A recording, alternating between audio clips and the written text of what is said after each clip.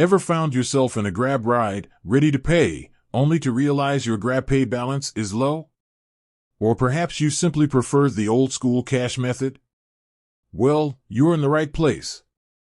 Today, we're diving into the world of Grabpay and how to switch your payment method to cash. Grabpay is a convenient digital wallet that simplifies your everyday transactions, from ride-hailing to food delivery. However, there are times when good old cash is the way to go. Whether it's a preference or a necessity, knowing how to switch your payment method is essential. Step-by-step guide. Open the Grab app. Launch the Grab app on your smartphone. Ensure you're logged into your account. Navigate to your profile. Tap on your profile icon, usually located in the top right corner of the app's main screen. Access payment settings. Scroll down and find the payment section.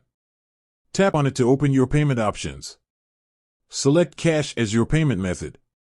Within the payment options, you'll see a list of available payment methods. Locate cash and tap on it to select it as your default payment method. Confirm your choice. The app may prompt you to confirm your selection. Tap on Confirm to finalize the change. Additional tips.